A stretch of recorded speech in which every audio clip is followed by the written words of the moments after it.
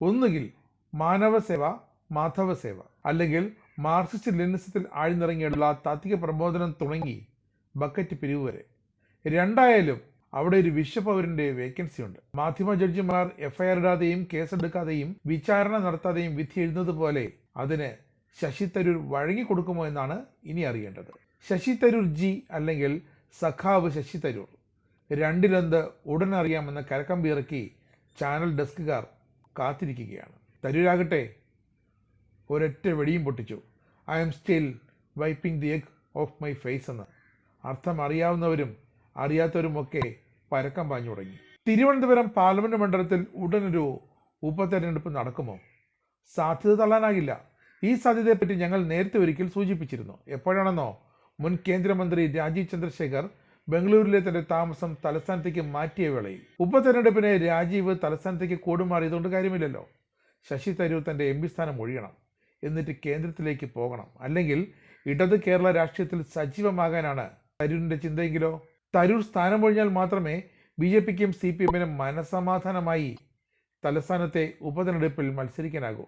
അല്ലെങ്കിൽ ഈ തരൂർ വീണ്ടും നിൽക്കും. നാലാമതും തിരുവനന്തപുരത്തെ വോട്ടർമാർ തരൂരിനെ പുഷ്പം പോലെ ജയിപ്പിച്ചു വിടും. ഏതുപോലെ? പുഷ്പം പോലെ. അതുകൊണ്ട് തരൂരിനെ എങ്ങോട്ടെങ്കിലും പൊളിറ്റിക്കലി സേഫാക്കിയാൽ മാത്രമേ BJPക്കോ CPMനോ കാര്യം നടക്കൂ. എന്തായാലും ഇക്കുറി ഡോക്ടർ ശശി തരൂർ രണ്ടും കൽപ്പിച്ചാണ്. പാർട്ടി ഹൈക്കമാൻഡിന്റെ ഉഗ്രശാസന നിലനിൽക്കെ വീണ്ടും ഒരു അത്യുഗ്രൻ മോദി സ്ഥിതിയുമായി തരൂർ രംഗത്തെത്തിയത് തന്റെ നീക്കങ്ങളുടെ ഭാഗമായി തന്നെയാണ്. ഒന്നും കാണാതെയല്ല ശശി തരൂരിന്റെ ലേറ്റസ്റ്റ് ആയുള്ള മോദി സ്തുതി എന്നും വിലയിരുത്തലുകളുണ്ട്. അത് ഇവിടുത്തെ ഒരു ചീളി രാഷ്ട്രീയത്തിന്റെ ഭാഗമായൊന്നുമില്ല.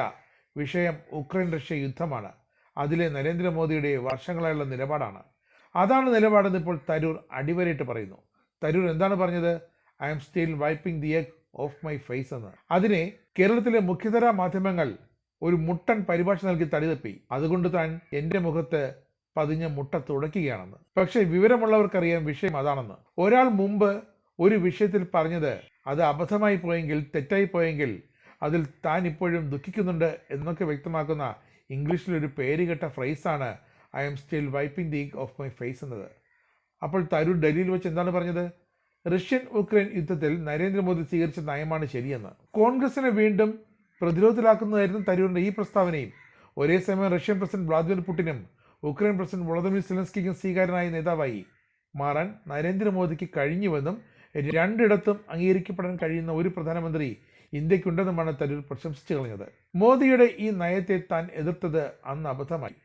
2022 ഫെബ്രുവരിയിലെ പാർലമെന്ററി ചർച്ചയിൽ താൻ ഇന്ത്യയുടെ നിലപാടിനെ വിമർശിച്ച ഒരാളാണ്. രാജ്യതലസ്ഥാനത്ത് നടന്ന ചർച്ചയിൽ പങ്കെടുക്കുമ്പോഴായിരുന്നു തരൂരിന്റെ ഈ പുതുപുത്തൻ പരാമർശം.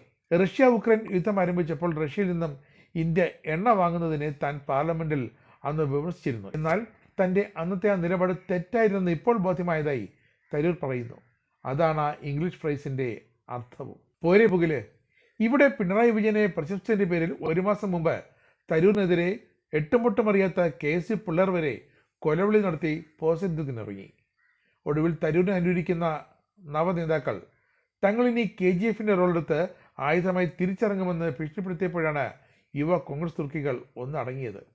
ഇനിയിപ്പോൾ നുണക്കമ്പികൾ, ഫോൺ വിളികൾ, വാട്സപ്പ് യുദ്ധം, ഇൻസ്റ്റാഗ്രാം ക്യാമ്പയിനുകൾ, ഗ്രൂപ്പ് ചർച്ചകൾ, ഇതൊക്കെ തരൂരിനെതിരെ ഉറപ്പ്. ഇല വന്ന് മുള്ളിൽ വീണാലും മുള്ളു വന്ന് ഇലയിൽ വീണാലും ഇലയ്ക്ക് തന്നെയാണ് കേട്. ഒരു മാറ്റവും ഈ കാലത്തുമില്ല. അപ്പോൾ തരൂർ എങ്ങനെയൊക്കെ അനങ്ങിയാലും അനുഭവിക്കുക കോൺഗ്രസ് പാർട്ടിക്ക് തന്നെയാണ്. കേരളത്തിൽ മാത്രമല്ല, അങ്ങ് ദേശീയ തലത്തിൽ വരെ. അപ്പോൾ കാര്യമൊരൽപ്പം സീരിയസ് ആണെന്ന് രാഹുൽ ഗാന്ധിക്കും ടീമിനും തോന്നി തുടങ്ങിയിട്ടുണ്ട്. എന്തായാലും തന്ത ചത്തിച്ച് വേണം കട്ടിലൊഴിയാൻ എന്ന് പറഞ്ഞ് കാത്തിരിക്കുന്ന കോൺഗ്രസിലെ കസേരമുഖികൾ മുറവിളി തുടങ്ങിയിട്ടുണ്ട്. അവർക്ക് വേണ്ടത് തരൂരിൻ്റെ രക്തമാണ്. തരൂരിനെ പടിയടിച്ച് പിണ്ടം വയ്ക്കുക എന്നതാണ്. ഒരു വെടിക്ക് ഒന്നല്ല രണ്ട് പക്ഷി. ഒന്ന്, തരൂർ പോയാൽ ആ MP ഒഴിവ്. 2, പോയാലുമില്ലെങ്കിലും ഹൈക്കമാൻഡിൻ്റെ ഗുഡ് ബുക്കിൽ തരൂരിനെതിരെ വാളെടുത്തതിൻ്റെ പേരിൽ തങ്ങൾക്കൊരിടം. അതിലൂടെ വല്ലതും തരപ്പെടുമെങ്കിൽ ഇങ്ങ് പോരട്ടെ എന്നാണ് ചില മുതിർന്ന കോൺഗ്രസ് നേതാക്കളുടെ ഉള്ളിൽ. അത് കാണാനുമുണ്ട്. എന്തായാലും തരൂരിൻ്റെ ഈ അമിത മോദി ഭക്തി ഹൈക്കമാൻഡ് ഗൗരവകരമായാണ് കാണുന്നത്. അധികം വൈകാതെ ചില പൊട്ടിത്തെറികൾ കോൺഗ്രസിൽ ഉണ്ടാകുമെന്ന് തന്നെയാണ് തലസ്ഥാനത്ത് നിന്ന് ലഭ്യമാകുന്ന വിവരം. രാജ്യ തലസ്ഥാനത്തും ഇത് തന്നെയാണ് ഇപ്പോൾ കേൾക്കുന്നത്. രാഷ്ട്രീയ നാടകങ്ങളെക്കുറിച്ച് വലിയ ധാരണയൊന്നുമില്ലാത്തവർ പോലും ചോദിക്കുന്നത് ഒറ്റ ചോദ്യത്തിനുള്ള ഉത്തരം മാത്രം: തരൂർ ജി ആകുമോ, സഖാവാകുമോ? തൻ്റെ മനസ്സിൽ എന്തായാലും രാഷ്ട്രീയമില്ലെന്ന് തരൂർ ആവർത്തിക്കുമ്പോഴും അദ്ദേഹം ചിലതൊക്കെ ചിന്തിച്ചു കൂട്ടി ഉറപ്പിച്ചിട്ടുണ്ട് എന്ന് വ്യക്തം. തരൂരിനെ ജി എന്ന് അഭിസംബോധന ചെയ്തുകൊണ്ട് BJP സംസ്ഥാന അധ്യക്ഷൻ കെ സുരേന്ദ്രൻ തന്നെ രംഗത്ത് വന്നത് ഇതിനോടൊപ്പം ചേർത്ത് വായിക്കേണ്ടതാണ്. മുമ്പ് കെ മുരളീധരനെതിരെ ആഞ്ഞടിച്ച BJP നേതാവ് ശോഭാ സുരേന്ദ്രൻ അന്ന് പറഞ്ഞത് ഇങ്ങനെയാണ്: മുരളീധരനെ കുറിച്ച് ഞാൻ കൂടുതലൊന്നും പറയുന്നില്ല, നാളെ അദ്ദേഹത്തെ ജി എന്ന് ചേർത്ത് വിളിക്കേണ്ടി വന്നാലോ? ശോഭ അന്ന് പറഞ്ഞത് മുരളിയെക്കുറിച്ചാണെങ്കിൽ ഇന്ന് തരൂർ രണ്ടിലൊന്ന് പറയുന്നതിന് മുമ്പ് തന്നെ കെ സുരേന്ദ്രൻ ജി എന്ന് വിളിച്ച് പരസ്യ പിന്തുണയും അറിയിച്ചു. ഇനി എന്നാണ് BJPക്കാർ ജി എന്ന് ഔദ്യോഗികമായി വിളിക്കേണ്ടി വരുന്നത് എന്ന് മാത്രമാണ് അറിയാനുള്ളത്.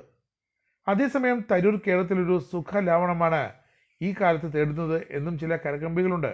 അങ്ങനെയാണെങ്കിൽ ഒരുപക്ഷെ അദ്ദേഹം സഖാവ് തരൂറായി മാറിയേക്കുമെന്നും ചിലർ കരുതുന്നു. അതേസമയം തരൂരിനെ പോലൊരു നേതാവ് ഒരിക്കലും ഇടത് പാളയത്തിൽ ചെന്ന് ചാടില്ല എന്ന വിലയിരുത്തലുകളും ചില കേന്ദ്രങ്ങൾ ഉറക്കുന്നുണ്ട്.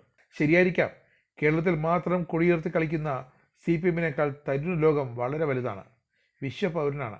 ഇനിയെങ്ങാനും ഇന്ത്യൻ രാഷ്ട്രീയത്തിനപ്പുറം ലോകത്തെ മറ്റ് മേച്ചിൽപ്പുറങ്ങൾ തേടുകയാണോ തരൂർ എന്നും സംശയമുണ്ട്. കാരണം AICCയിൽ തരൂർ നേടുന്ന തൊഴിൽക്കുത്തിൻ്റെ പ്രധാന എതിരാളികൾ മല്ലികാർജുന ഖാർഗെയും രാഹുൽ ഗാന്ധിയും തന്നെയാണ്.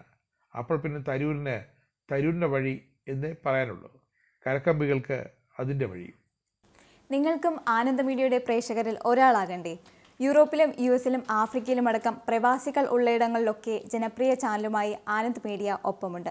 ഏഷ്യാനെറ്റ് ഫ്ലവേഴ്സ് അടക്കം നിങ്ങളുടെ വിരൽത്തുമ്പിലെത്തും. ആദ്യം റോക്കു ബോക്സ് സ്വന്തമാക്കുക, അതിൽ നിന്നും ആനന്ദ് മീഡിയ ആപ്ലിക്കേഷൻ ഡൗൺലോഡ് ചെയ്യുക, ഇൻസ്റ്റാൾ ചെയ്യുക. എന്നിട്ട് 02085866511 എന്ന നമ്പറിൽ ഞങ്ങളുടെ കസ്റ്റമർ കെയറിൽ ബന്ധപ്പെടുക. അല്ലെങ്കിൽ +91 735 660 3747 എന്ന നമ്പറിൽ വാട്സപ്പ് ചെയ്യുക. ആനന്ദ് മീഡിയയുടെ സേവനങ്ങൾ സ്വന്തമാക്കുക. മറ്റു ചാനലുകൾക്കൊപ്പം ആനന്ദ് TVയും എൻജോയ് ചെയ്യുക.